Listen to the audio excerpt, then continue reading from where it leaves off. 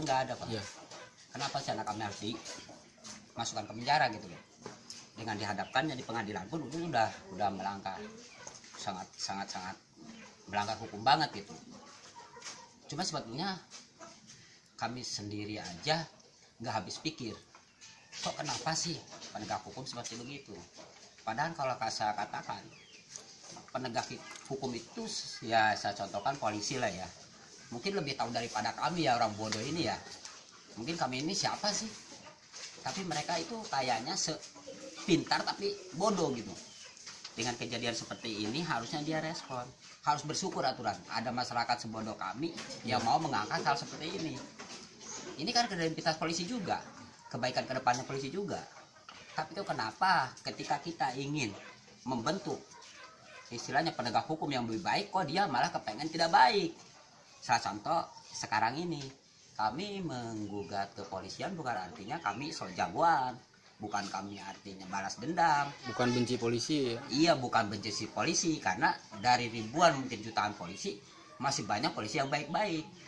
Tapi jangan sampai polisi yang baik-baik yang segitu banyaknya kok habis dengan segelintir oknum polisi gitu, Pak. Tapi kok kenapa sih dibela-belain terus gitu? Kok nggak ada kelegoannya penegak hukum pada saat ini? Jadi dianggap kami itu disepelekan, benar-benar disepelekan. Kalau secara materi Pak, dari awal pertama anak Bapak ditangkap sampai akhirnya keluar banyak materi.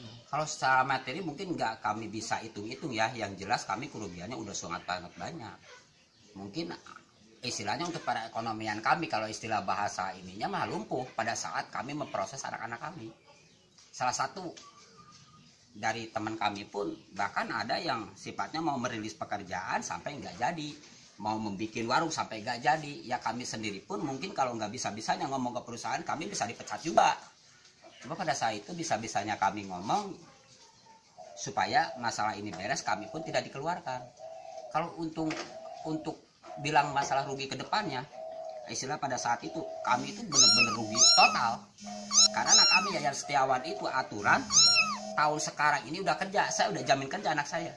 Karena saya punya jaminan satu untuk anak masuk kerja. Karena anak saya terkena kasus itu, difitnah, akhirnya sekolah kan buntu. Saya nolkan lagi kelas 1. Masuk lagi kelas 1. Atau udah keluar terus sekarang nih? Nggak keluar. Karena saya masuk kelas 1 lagi. Jadi tahun sekarang itu masih kelas 3. Itu kalau dihitung biaya berapa saya harus keluarkan? Coba kalau tahun sekarang udah kerja anak saya, mungkin beban secara ekonomi saya udah terbantu. Ini kan istilahnya mau beli apa-apa masih beban dari saya. Bukan artinya itu hitungan ke situ ya Pak ya. Karena pada saat ini saya harus ceritakan masalah itu, separah itulah orang tua pada saat anaknya difitnah. Nah ketika udah terbukti di pengadilan bahwa anak ini tidak bersalah dan saya mengadakan gugatan, mereka itu tidak mau. Jadi seolah-olah saya digugat apa gitulah, sepertinya seperti itu. Jadi merasa nggak bersalah gitu. Padahal udah jelas-jelas mereka itu bersalah. Jadi saya ini harus berbuat semacam apa gitu Pak, dengan posisi seperti ini. Nah itu secara materi Pak. Secara materi misalkan ada perubahan psikologisnya di anak Bapak yang tadinya misalkan baik, ramah, sekarang jadi pemarah atau Iya gimana? betul, salah satunya kami kemarin ngejalanin terapi, itu inisiatif kami semua. Ya karena saya perhatikan dari demi harinya, ya memang ada perubahan banget Pak. Temperamen udah jelas. Terus sensitif masalah obrolan juga jelas. Terus yang paling ngerinya lagi, anak-anak itu kalau kita nggak bisa mensupportnya, dia itu sampai gaul sama orang yang lain selain dari teman-temannya ini nggak mau.